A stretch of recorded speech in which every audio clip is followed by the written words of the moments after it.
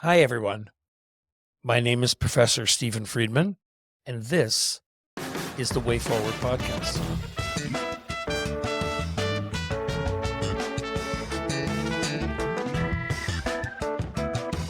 I'm so happy to be here. I'm with Dr. Tatiana Astray. Tatiana is an executive and corporate educator. She has her PhD in organizational studies from right here at the Schulich School of Business. And her specialties in negotiations, conflict management, interpersonal leadership. She has her own firm called Mastering Negotiations, and she focuses on this I love evidence-based professional development and coaching. Tatiana is all about science-backed insights and learning for organizations, and she brings a crap load of experience, both in academic and in real life, which is one of the reasons why you are the poster child for the Way Forward podcast. Share Yeah. with us a little bit about how you got interested in leadership development and negotiation generally. Yeah. So, what's funny? When I was younger, I actually wanted to be a therapist. So I started reading like Freud and Jung, and I learned these things about defensiveness. And so I actually ended up doing marketing research. And one of the things I was researching was the way in which we don't process information properly because we withhold it or we don't want to engage in accurate information processing. And then as I started teaching people, I started realizing that a lot of the time, um, individuals come to work and would come to their teams and come to make decisions with all this stuff.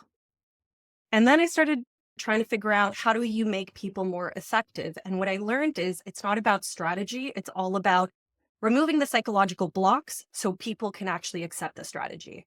And it's amazing because now when I work with clients, a big component of my clients is people who are very smart.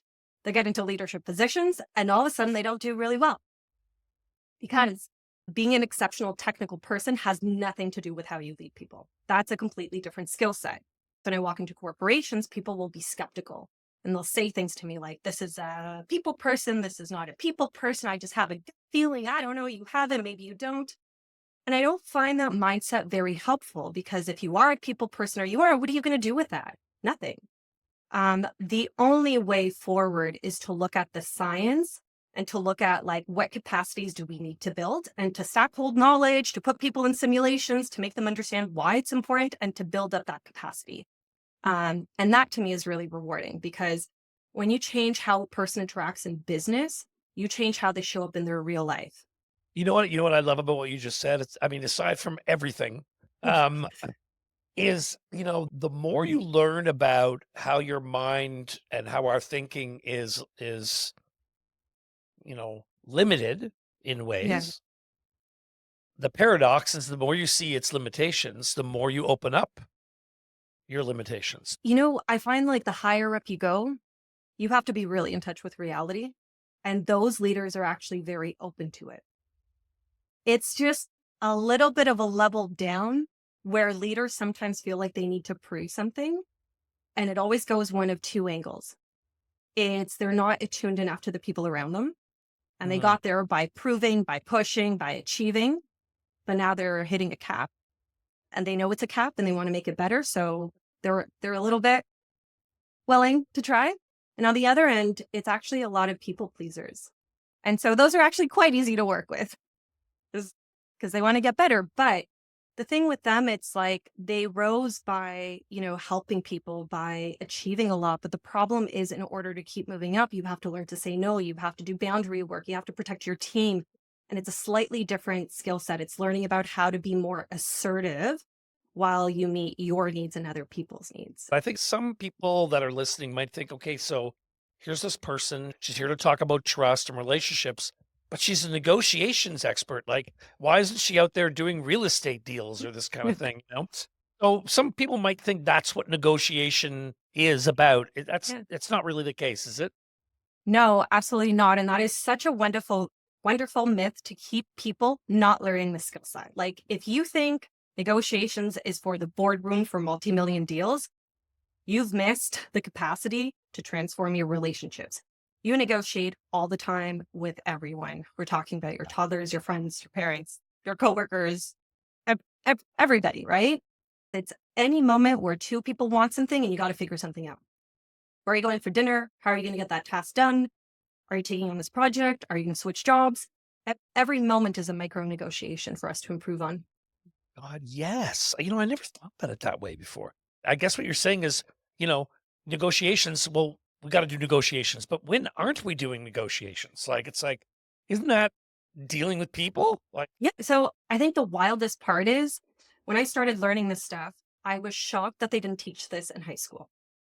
right? Like how do you negotiate a job offer? How do you decide, how to have healthy conversations with friends, with partners, navigating basic life stuff?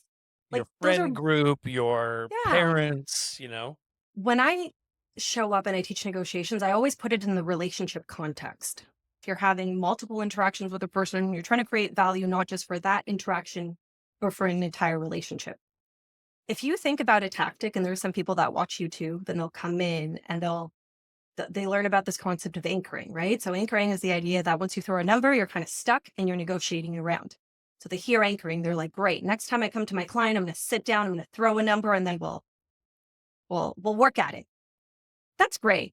But it doesn't take into account that there's a fundamental relationship. So what's a better way to deal with it? Okay, let's create a relationship that can handle very difficult conversations. Now let's figure out how to have them very effectively. And when you layer on top, magic happens.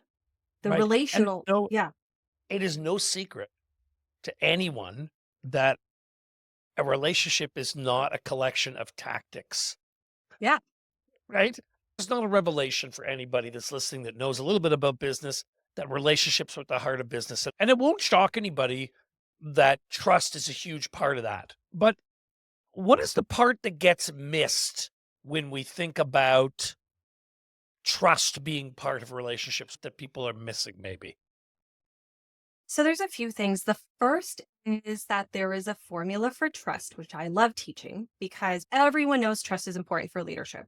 You get people to define it, they have a very hard time. And they'll say things like, I don't know, I just trust someone, or it's there, it's a feeling.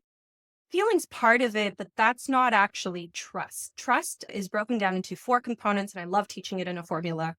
So the first is credibility. Do you have the expertise to do what you're going to do? The next part is reliability. Do you do the thing you say you're going to do? Can you deliver?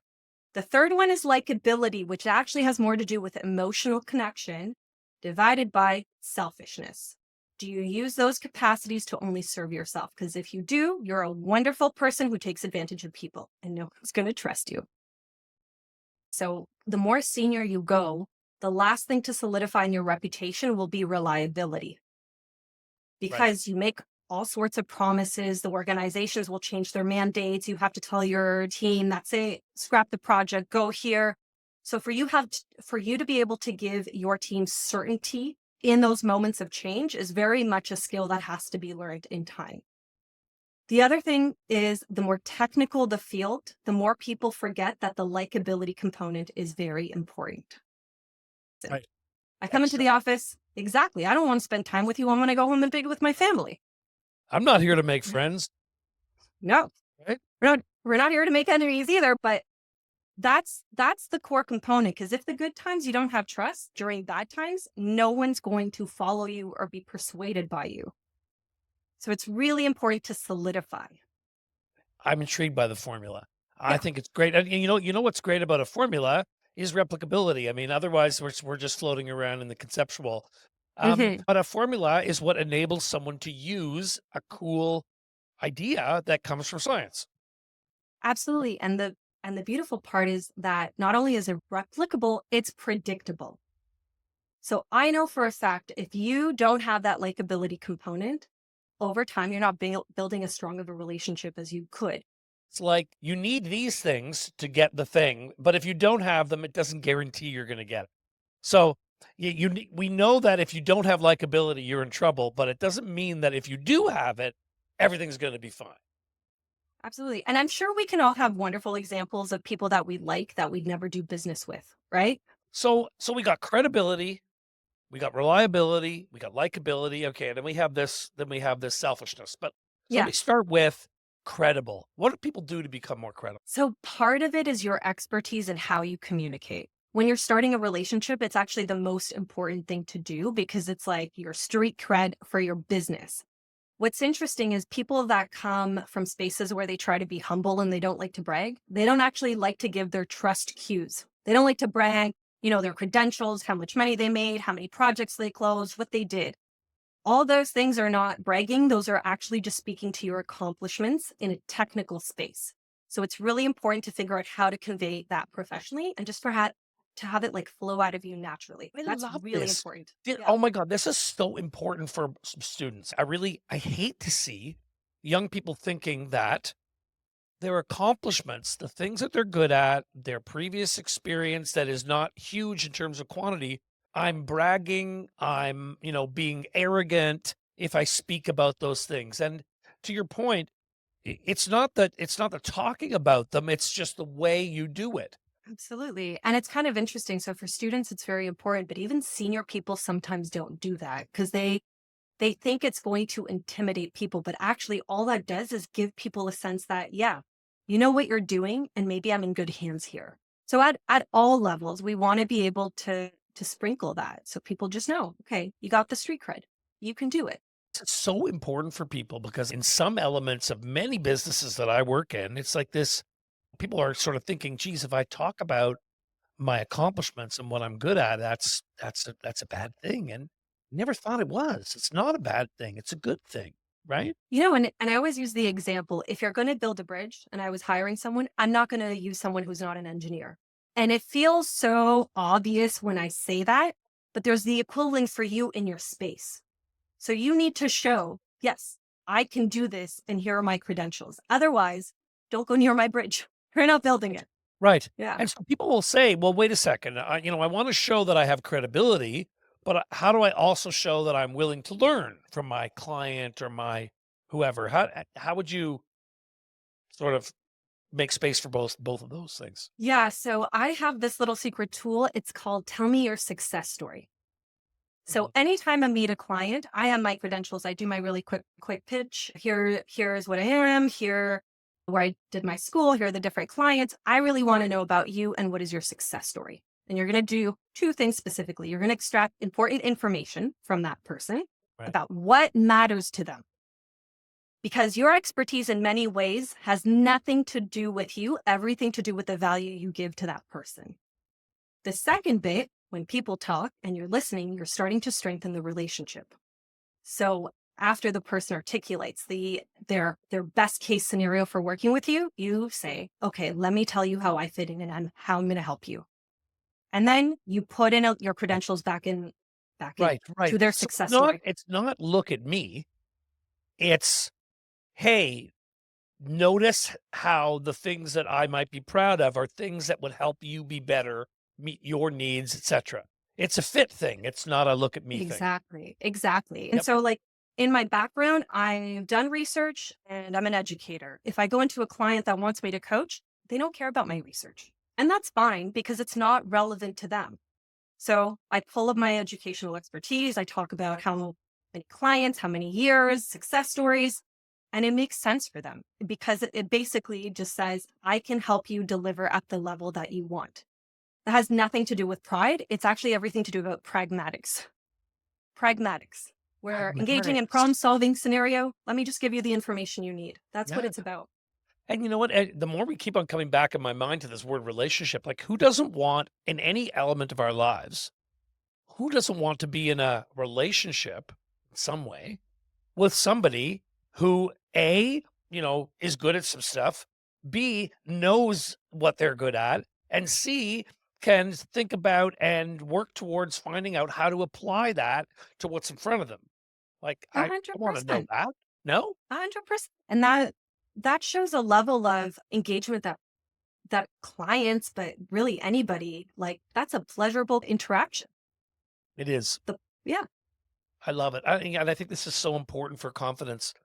So what about reliable? Does this mean I have to like act the same way all the time to everybody? Like I can't make a mistake in a relationship. Like it's if I do it wrong, they have every right to cancel me. Is that what it is? No. Can you imagine if it was yes? It's a very Right, right. hard bar for everyone. reliability is a few components. One is generally you're consistent with your values and your actions match your word. And if they don't, you speak to it. Relationships are actually never perfect, romantic or professional. They go up and down. There's little cuts, but the important thing is repair. So how that shows up in reliability, let's say you promise someone something and you can't deliver. And that's a terrifying position for people in business. But reliable comes in by saying, let me explain to you why I couldn't deliver. Here are the constraints. I'm sorry, taking ownership, and then explaining how you're going to do better. So one, it's not about being perfect, but it's speaking to the unspeakables to make sure that people understand what is happening. There's consistency, there's predictability. And yeah, over time, what you say better manifest in words. Because if you're always falling short and you're always apologizing, you're setting a precedent. It's funny. I notice that when you teach this kind of stuff, and maybe you Yeah. find this too, it's hard for people to see the difference between what you called like generally, you and I might call a trend. So your trend is towards being reliable. What you say, but of course, as they say, nobody's perfect, right? You're gonna, right?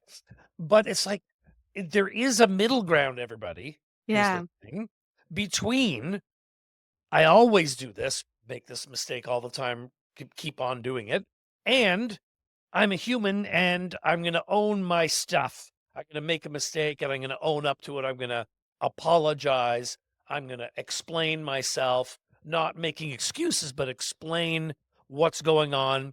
And I love that you framed it as you're generally like this, you know? Yeah, absolutely. And I think if we expect perfection, the bar is too high. Way. I don't think it's fair. The bar is, do I repair and do I explain and do I show up consistently? That's the bar we're trying to meet. And showing up consistently can be something like, and correct me if I'm wrong, something like saying, hey, look, you know what? I now know the mistake I made regarding X in the past. Here's some of the things I'm going to do to try to make it better. Is that cool? That's a lot right there, isn't it? 100%. And if you think about business, there is a lot of times where people are just very scared to admit what they did wrong. I Yeah. find people are terrified of saying, look, I messed up. Right. But in that space, what's actually beautiful is that trust isn't built in moments of calmness and normality. Trust is built in moments of vulnerability when there's something on the line. And if in that moment you can navigate with grace, give the person some space to grow, Matters. that matters. That's really where you're solidifying trust. Of course, and you know what? That's funny. People say to me all the time, "Yeah, well, Stephen, that thing you're advising, well, that's really hard when it's hard." And that's like, well, yeah. I That's what mean, makes it hard. we don't make peace with people that we get along with already. You know what makes me think about your third piece? One of the things that I find is that there are situations where people want to they want to do this. They want to be able to say, "Okay, let's be pragmatic." Back here though, kind of like it's like Yeah, yeah. kind of want to hear, but here in the world, it's coming out differently. And so I think a lot to myself, everybody has experienced this where, part of them wants to fix stuff. Yeah, that's what I find very humbling about all this work when you start learning about it. I think the reality is we want to connect. We get joy from connection, and yet we're terrified because we don't have the basic skill sets. Um, but I think if we keep coming back to the fact that the point of this isn't to be right, it's not to win, it's about to connect with a person and find a solution that works for both parties.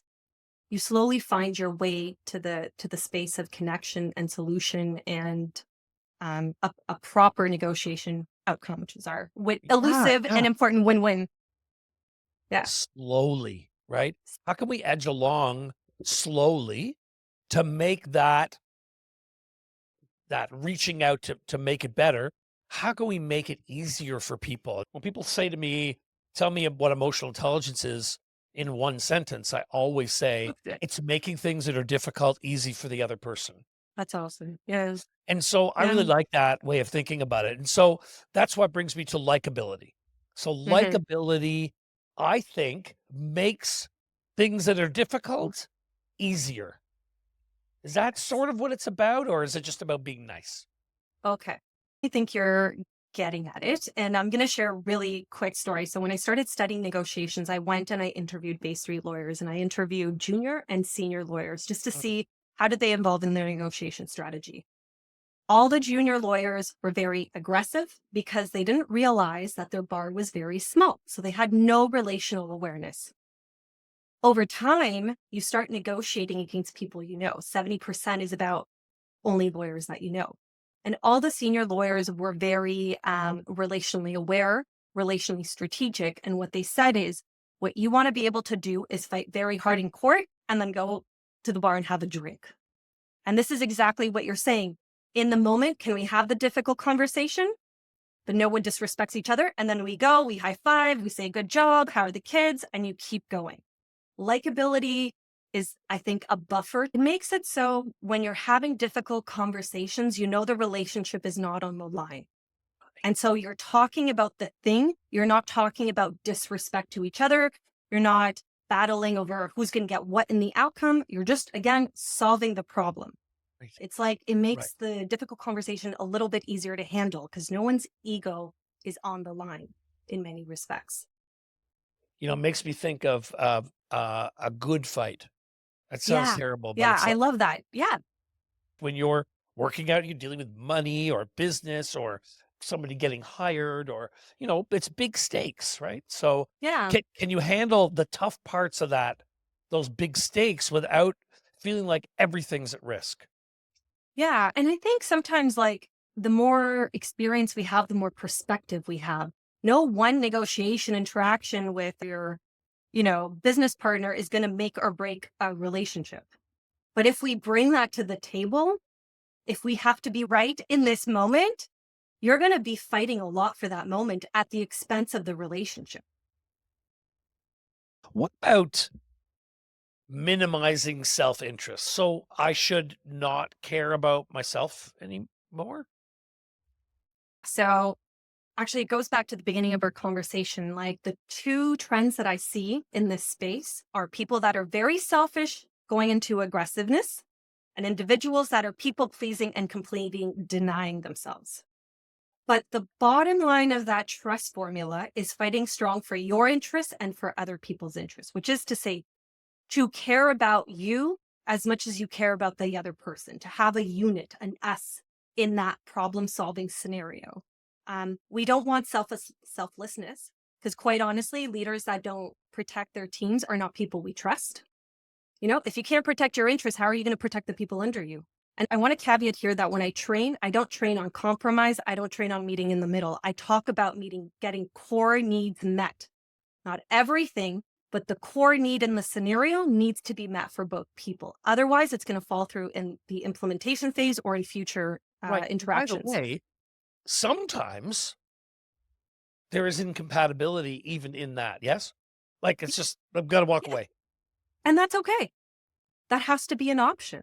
So, whenever I'm talking about trust, someone will always put up their hand and say, "It's gotta be earned." So I think to myself always, "Okay, so who's got time for this?" Like, you're in a business, and so I get it if I'm working, I have a long time relationship. I've had the Yeah. opportunity to have these things, the ups and downs that you're talking about, right? But how do we start out right? Because obviously these things just can't just happen out of nowhere. Poof! All of a sudden now, we've got a relationship. How does it evolve or develop in a new relationship? So, firstly, we need to have realistic expectations. Trust takes a while to build because it only happens in moments of vulnerability. And when you help someone, it has to be attributed to who you are as a person, not the context. Right, All these conditions have to be met. It takes a really long time because in business, no one wants to be vulnerable. right, Let's be honest. No one's going to right, be like, I don't know what I'm doing. Please help me. It's right, right, just people protect. But what we can do is begin to infuse the relationship with goodwill and with signs that we're trustworthy people and that we trust the other person.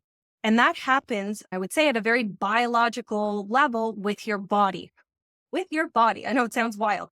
The way that you express with your face, with your tonality, and with your body overall, right?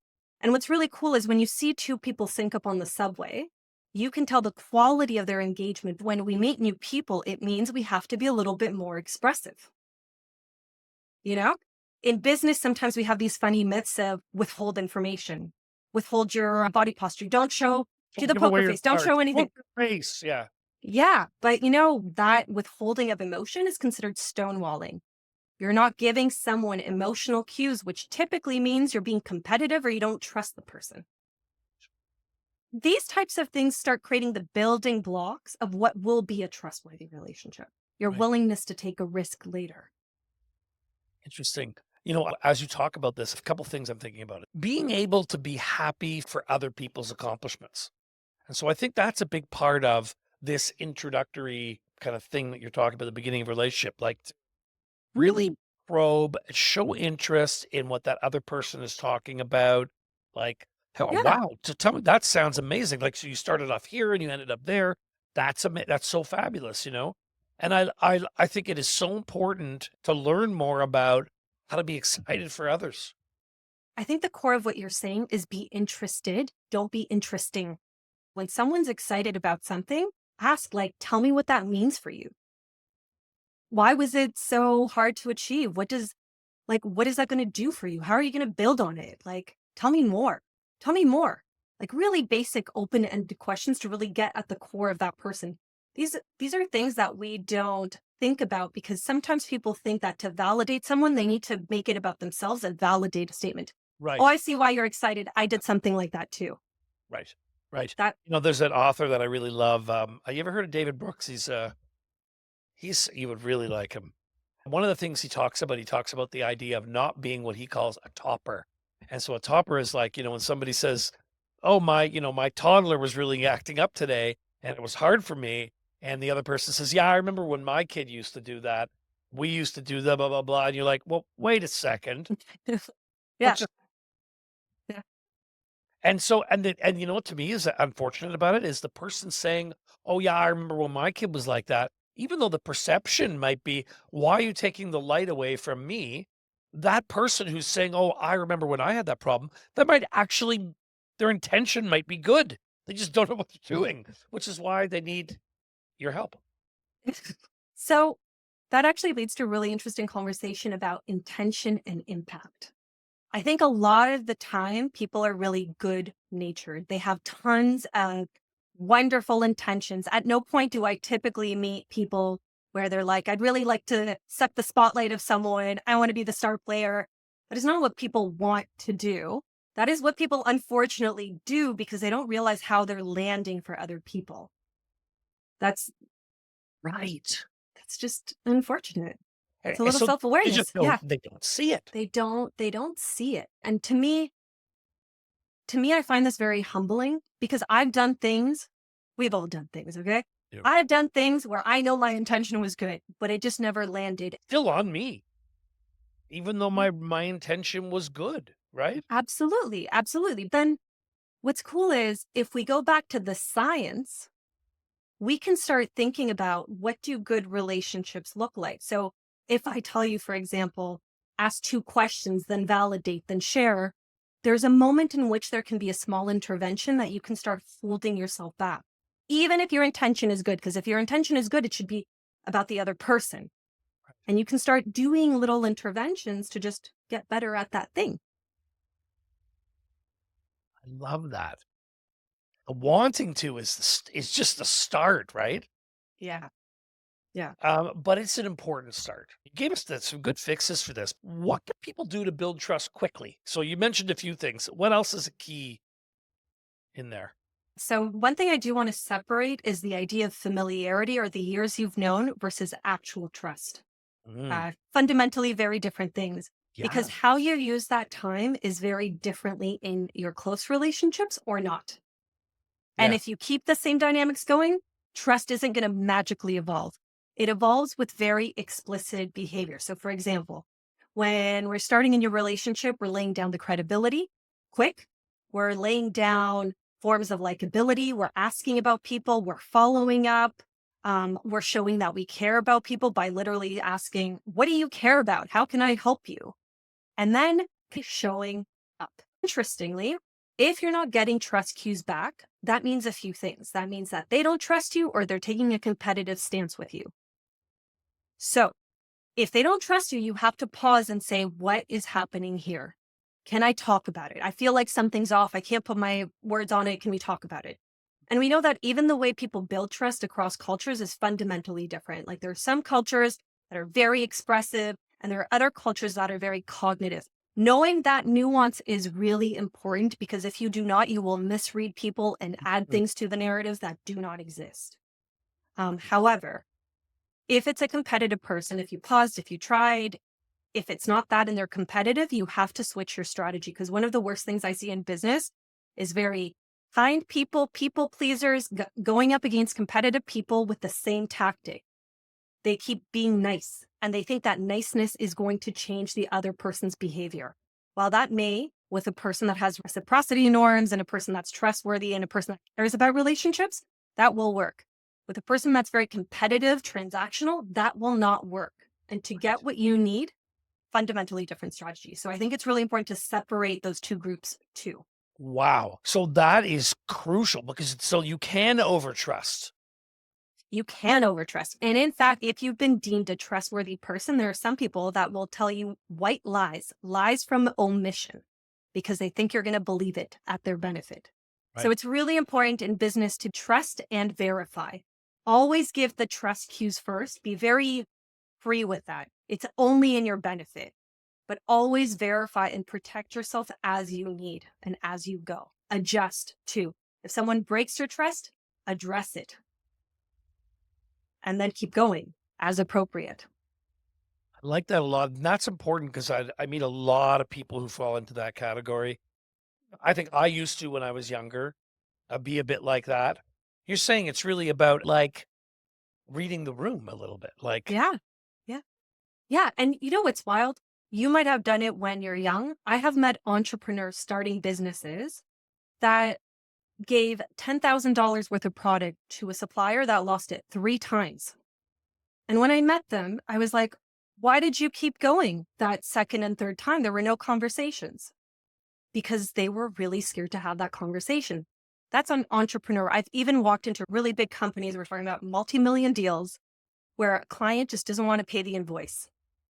And the company's thinking of still doing business with them. And I walk in and I go, hey guys, are you going to change your tactic here?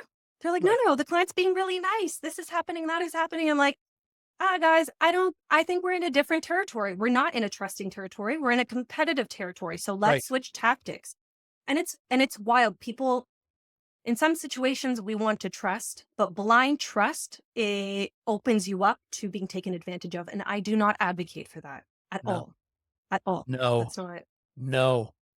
yeah. I think this is fascinating stuff. I'm blown away by, the depth, how deep you can get into the topic. So the title I put down for today was, it's all about you, meaning me, meaning you. You be amazing, you work hard, you choose trust. And the implication is that the trust equation is mostly about, and I'm hearing this as you talk today, it's mostly about the choices that I make as someone who wants to build it in terms of being flexible with my behavior, reading the room, having a formula and an approach to do it, as opposed to something that we expect somebody to give us. So we know good, worthwhile, well intentioned people who maybe even know some of these ideas cognitively and want to do them, but they still struggle with trust. And I can't help but think some of it's got to come back to like what you're used to, what you become accustomed to in terms of things like, well, are you talking or are you having a conflict at the dinner table? Is Yeah. that part of it? 100%. So I think this was part of my original insight when I started going into corporations and realizing that actually it's really deep psychological work. And so when we show up, and now we have a good amount of Oh, studies now porting attachment theory into the workplace. And there are some really cool findings. For example, securely attached people, which means people that typically had really close relationships with their parents, when they go to work, they have the capacity to form good relationships at work. And they can assess positive information positively and negative information negatively. So once a culture gets toxic, they are the first to go because they see it. Anxious people, they didn't have the best attachment, right? They really want something they can't fully get. But unfortunately, when they come into the workplace, they replicate those dynamics if the leader is anxious and avoidant, not with a securely attached leader. Right. So what happens with them is they discount positive information and they focus on the negative. So put them in a toxic work environment. They're not attuned to positive. Now they feel like they have to prove themselves. And they stay and they work even harder. And it takes them a really long time to get out of that cycle. Then they have resentment in the relationship because the relationship's not going the way they want. And they keep going because they haven't been taught that that's not a healthy relationship. Mm-hmm. And then you have avoidant people that typically relationships were very painful in the parental space. That gets ported into work and they just don't want to have close emotional attachments at work. They've been taught that relationships are painful. They discount positive information and they discount negative information. So when you put them in a toxic work environment, they don't care as much. They're actually not really attuned to the dynamics, so they just keep going. You haven't really been taught what proper good relationships are. And this gets tied into trust because when I talk about trust, what am I really talking about? I'm talking about having a relationship where in that moment of conflict, you feel calm. You feel like that person has you. That's by definition a securely attached relationship. You don't know what's going to happen, but you're going to figure it out. I'm always concerned. I want people to be able to say to themselves, in the interest of self-awareness, oh, I see this in myself. How can they recognize this in themselves?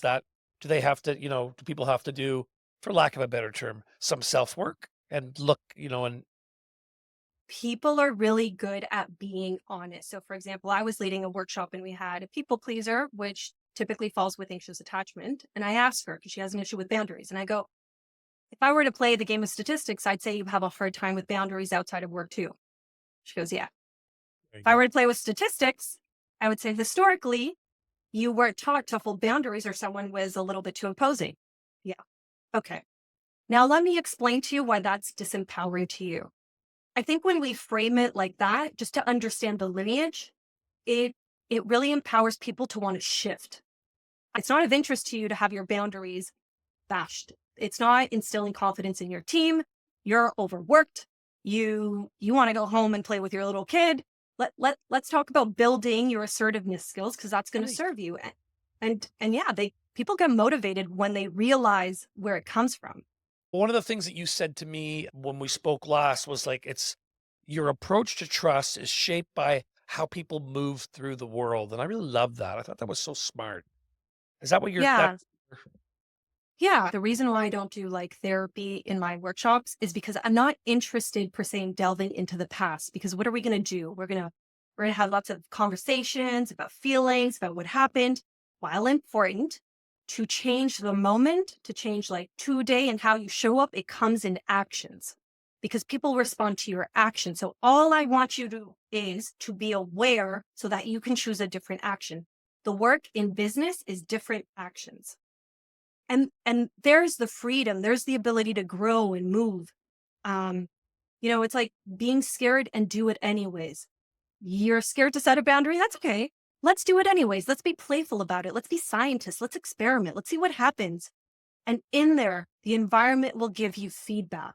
And that's actually really cool to watch. I That love is that. so powerful. The Yeah. environment will give you feedback. I love this. I'll say when I look in this space where there's a lot of like people, coaches, books, what happens is participants get stuck reading and not doing.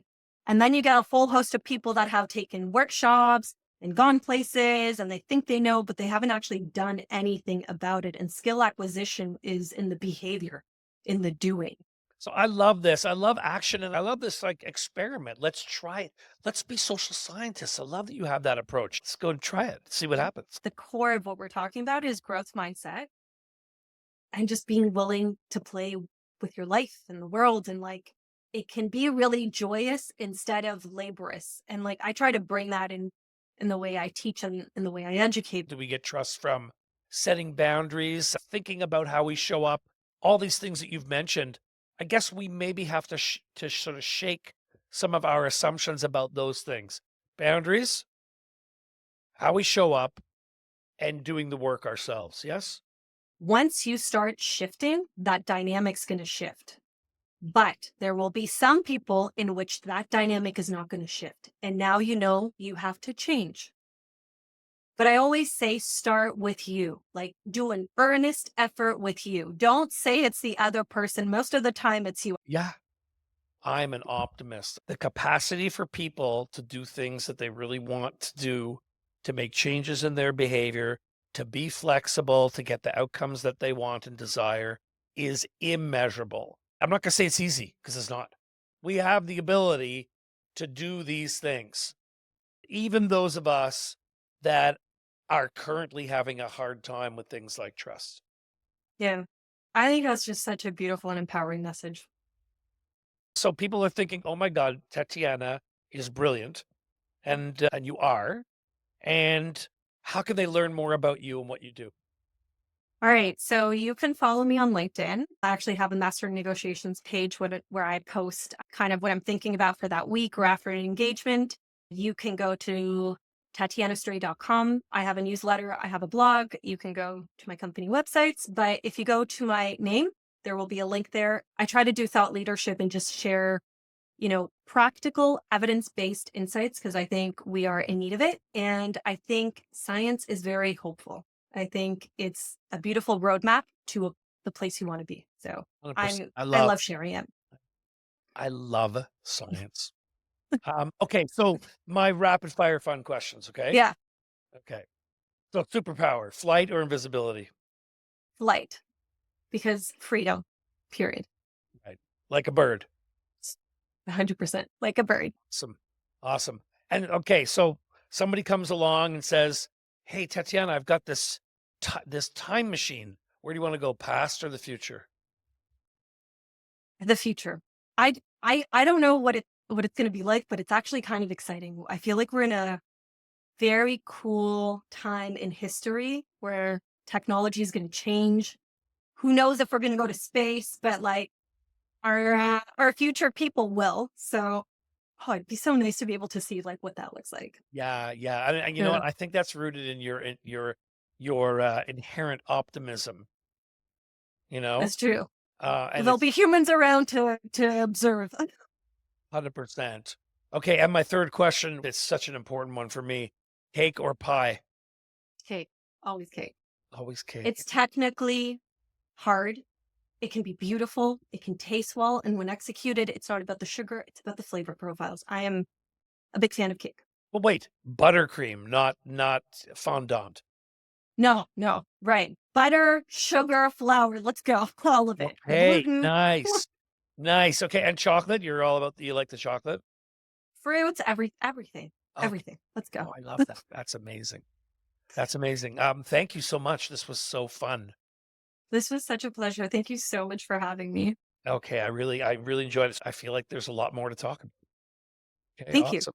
Thank you everybody for listening. We'll see you next time on The Way Forward. The Way Forward podcast is brought to you by Canada's #1 business school, the Schulich School of Business.